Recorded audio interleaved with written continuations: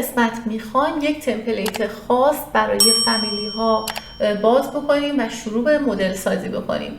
اگر بخوایم یک تمپلیت جدید باز بکنیم و یا اینکه بخوایم یک موضوع جدید رو در اینجا مدل بکنیم، روی نیو کلیک میکنیم و در این قسمت فامیلی تمپلیت رو برای انگلیش انتخاب میکنیم. اگر موضوعی که میخوایم مدل بکنیم دو بعدی باشه، انوتیشنز رو کلیک میکنید و بر فرض مثال متریک گرید هد رو برای هد هایی که توی آکس ستون ها میخوایم استفاده بکنیم یا متریک لول هد رو برای لول هایی که در مقطع یا نما ما کد ارتفاعی توشون مشخص میکنیم انتخاب میکنیم. یکی از اینها رو اوپن میکنیم و وارد محیطی میشیم که میتونیم مدل سازی فامیلی خودمون رو توی اونجا انجام بدیم. همونطور که اول ویدیو براتون توضیح دادم، ما تا الان دو محیط متفاوت با فیچرز های متفاوت برای کار در برنامه رویت داشتیم. اینجا هم همونطور که مشخصه محیط مدل سازی فامیلی ها هست.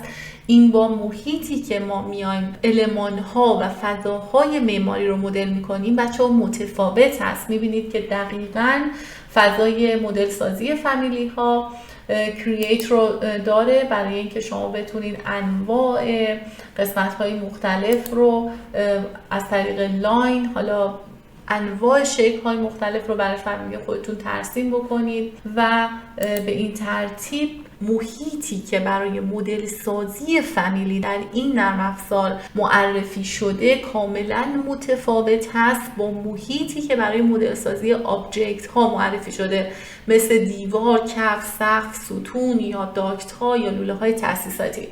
دوست داشتم اینو از ابتدا باش آشنا بشید این تفاوت رو.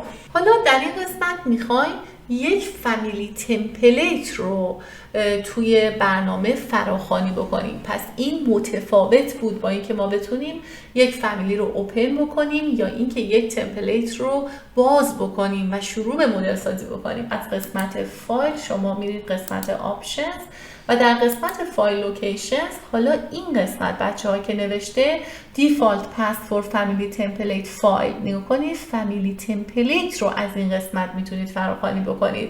اینجا براوز رو میزنید و در مسیری که درایو سی تون هست، درایو سی، پروگرام دیتا، اتودسک و در اینجا دوباره RVT 2025 اینجا فامیلی تمپلیت رو انتخاب میکنید، انگلیش رو انتخاب میکنید. 3 تا پوشه به شما نمایش داده میشه، یکی انوتیشنز، یکی کانسپچوال مسه و تایتل بلاکس. هیچ کاری اینجا انجام نمیدید، فقط اوپن رو کلیک میکنید و به این صورت در مسیر صحیح فامیلی تمپلیت توی برنامه قرار میگیره. این هم مربوط به فراخوانی صحیح فامیلی تمپلیت ها بود در این برنامه. در این قسمت اگر بخوام یک توضیح مختصری در مورد انواع فامیلی هایی که ما در این برنامه داریم بهتون بدم، این فایل PDF رو میاریم با هم دیگه در مورد فامیلی بررسیش میکنیم یک بار دیگه. همطوری که بهتون گفتم پسوند فامیلی توی این برنامه RFA هست و وقتی که اوپن رو کلیک میکنید فامیلی هایی که با پسوند رویت فامیلی سیو شدن برای شما باز خواهند شد و از اینجا میتونید اگر بخواید فامیلی تمپلیت خودتون رو باز بکنید با پسوندی که فامیلی تمپلیت ها دارن با فایل فامیلی متفاوت خواهد بود. بیا کنید بچه ها در این قسمت اگه بخوایم در مورد مفهوم فامیلی در رویت توضیح بدیم، اینکه فامیلی ها نقش بسیار مهمی در فرآیند طراحی و مدل سازی ایفا میکنن. یک مجموعه از اجزا و عناصر گرافیکی هستند که ما برای مدل کردن پروژه از اونها استفاده میکنیم. فرقی هم نداره، شما هر 4 کاتگوریز مربوط به سازه، مکانیک، برق و معماری رو میتونید با توجه به فامیلی هایی که به صورت سیستم فامیلی در اینجا بارگذاری شده، قرار داده شده مدل بکنید. ولی اگر بخواهید در اون محیط فامیلی که با هم دیگه بررسی کردیم که میتونستید اونجا با لاین یا اشکال متفاوت رو بکشید و بعد بهشون حجم بدید یا اینکه اکسترود بکنید و مدل هایی که میخواین رو تشکیل بدید لود کنید داخل فامیلی میشن لودیبل فامیلی. و دسته سوم فامیلی های این پلیس فامیلی هستن که همه اینها رو الان با هم دیگه بررسی میکنیم. خواستم که این فایل از روی فایل PDF هم ویدیو رو پاس کنید، اینها رو قشنگ مطالعه بکنید و بعد وارد محیط نرم افزار بشیم. برای اینکه بتونید به شورت کی هایی که در این برنامه برای شما معرفی شده تا بتونید سریعتر به ترسیم و مدل سازی خودتون بپردازید، دکمه آلت با حرف A رو با هم فشار بدید و خیلی سریع تمام شورت کی هایی که مربوط به ابزارهای متفاوت هست به شما نمایش داده میشه. الان در این قسمت من اگر بخوام دستور وال رو فعال بکنم، فقط نگاه کنید الان شورت کی که برای تب آرکیتکچر معرفی شده A هست، برای استراکچر R هست، برای استیل E و برای سیستم S، برای پریکست PR. خیلی راحت، یعنی لازم نیست اصلا شما اینا رو حفظ بکنید. اول A رو تایپ میکنیم که تب آرکیتکچر فعال بشه، بعد WA رو تایپ میکنید، میبینید سریع در قسمت پالت پراپرتیز ابزار وال برای ترسیم فعال شد. این یه نکته کاملا حرفه‌ایه که شما رو خیلی کمک میکنه برای مدل سازی، چون من خیلی دیدم که بچه‌ها برای اینکه بتونن وال رو فعال بکنن مثلا قسمت مادیفای هستن و دوباره میان از تب آرکیتکچر میان کلیک میکنن روی دستور وال و دوباره وال آرکیتکچرال. ببینید چقدر میتونه این پروسه زمان بر باشه توی یک فایل مدل سازی که چندین دیوار با تایپ های متفاوت داره. حالا اینو بهتون میخواستم بگم، بیا کنید بچه‌ها توی این قسمت وقتی که شما میایین از تب آرکیتکچر وال رو انتخاب میکنید، این دیواری که اینجا شما انتخاب میکنید یه نوع فامیلیه، به اینها میگن فامیلی های سیستمی. پس اگر الان در حالت سه‌بعدی اینو نگاه بکنیم و حالا اینو در حالت تکسچر قرار بدیم و اینجا هم فاین، میکنید بچه‌ها اگر شیفت با اسکرول موس بگیرید و اینو حرکت بدید، میتونید مثلا دور آبجکت خودتون گردش داشته باشید و اگر یکی از این دیوارها و موضوعات ترسیمی خودتون رو انتخاب بکنید، میبینید که چرخش دور موضوع خیلی سریعتر خواهد بود. وقتی که شما وال رو حالا از قسمت آرکیتکچرال هم میتونید فراخوانیش بکنید، چیزی به عنوان لود شدن اینجا دیده نمیشه تمام این قسمت ها. ولی الان وقتی دور رو انتخاب بکنیم میبینیم لود فامیلی فعال میشه، مدلینگ پلیس فعال خواهد شد برای شما.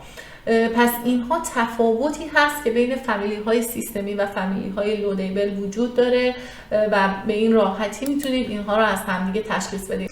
برای اینکه توضیحات بیشتری رو در مورد انواع تایپ های فامیلی داشته باشیم و اینکه بیشتر با سیستم فامیلی ها، لودیبل فامیلی ها یا مدلینگ پلیس یا این پلیس فامیلی ها آشنا بشیم، من میخوام یک کانسپت خیلی ساده‌ای در این برنامه براتون بکشم، بعد مدلش بکنیم و برای اینکه بتونیم به صورت تک خطی در این برنامه شروع به ترسیم بکنیم، هم میتونیم از سربرگ انوتیت روی گزینه دیتیل لاین کلیک بکنیم تا به ابزارهای ترسیمیش دسترسی پیدا بکنیم و یا اگر در سربرگ دیگه ای باشید با تایپ DL سریع میتونید وارد قسمتی بشید که بتونید با دیتیل لاین ترسیمات خودتون رو انجام بدید. اگر فضای من یک فرمی به این صورت داشته باشه،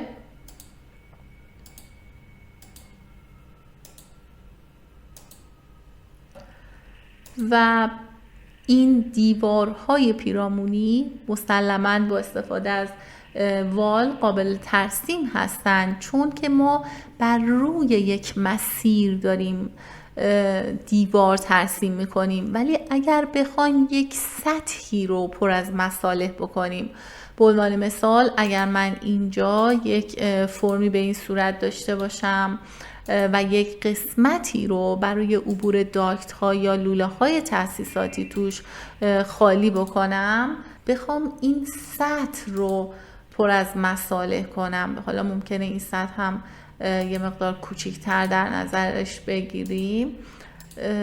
نگاه کنید بچه ها، الان خیلی تفاوت هست در این که ما بخوایم در این مسیر دیوار کشی داشته باشیم یا بخوایم این سطح رو پر از مصالح بکنیم و حالا اینجا خالی باشه برای عبور لوله های تاسیساتی. بنابراین از دو تیپ متفاوت فامیلی استفاده میکنیم. اگر بخوام روی این مسیر شروع به ترسیم دیوار بکنم، خیلی راحت اول A رو که حرف اول سربرگ آرکیتکچر هست رو تایپ میکنید، اسپیس بار میزنید، بعد WA رو تایپ میکنید که شورت کی وال هست و خیلی سریع میتونید از این تایپ های متفاوتی که یک فامیلی سیستمی مثل وال داره در این قسمت قرار داده شده، میتونید یه نمونهش رو انتخاب بکنید و از اینجا پیک بکنید. اگر در قسمت لوکیشن لاین فینیش فیس اکستریر رو انتخاب بکنید و اینجا بیایم قسمت فایند و شیدد رو انتخاب بکنید، خیلی راحت میتونید با پیک کردن این دیوارهایی که مد نظرتون هست رو ترسیم بکنید. اینجا ما در یک مسیر دیوار ترسیم کردیم. البته این دیوارها اشکال کاملا متفاوتی هم میتونن داشته باشن، ولی چیزی که مهم هست ترسیم در طول یک مسیر هست که از فامیلی های سیستمی مثل وال استفاده میکنیم، ولی اینجا رو ما میخوایم سطح رو از مصالح پر بکنیم. به این دلیل باید از فامیلی های مدل این پلیس استفاده کنیم. از سربرگ آرکیتکچر ما میریم و مدل این پلیس رو کلیک میکنیم و در پنجره‌ای که باز میشه ما اول میایم، چون میخوایم یک دیوار ترسیم بکنیم، وال رو انتخاب میکنیم، یک نام مشخص بهش میدیم. از قسمت اکستروژن شروع میکنیم با ابزارهایی که داریم اون فرم مورد نظرمون رو ترسیم میکنیم. بچه‌ها من همه این موارد رو به صورت کامل در مباحث مربوطه درس میدم. در قسمت اکستروژن استارت میگیم از همین کف لول 1 ما شروع بشه، ولی لول 2 رو 4000 در نظر میگیریم. کلیک میکنیم، یک وارنینگ داریم و اون این هست که این اتصال به صورت صحیح انجام نشده.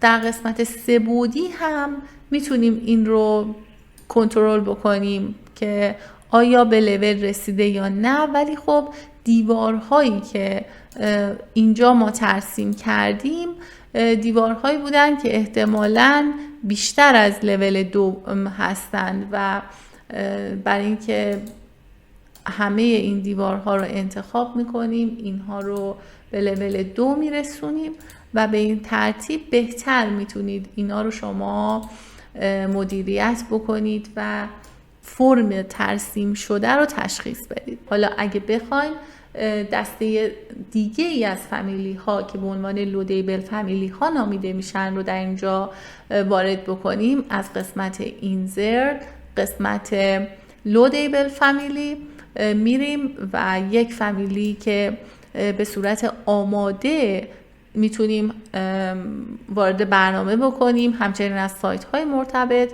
تهیه بکنیم رو در اینجا بیاریم و استفاده بکنیم.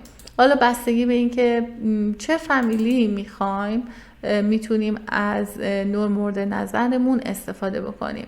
حالا یه دونه قفسه‌ای به این صورت بخوایم میتونیم لودش بکنیم و از قسمت پلیس اون رو در محلی که میخوایم جایگذاری بکنیم و از قسمت سه‌بعدی هم میتونیم بررسیش بکنیم که آیا در محل مورد نظر قرار گرفته یا نه.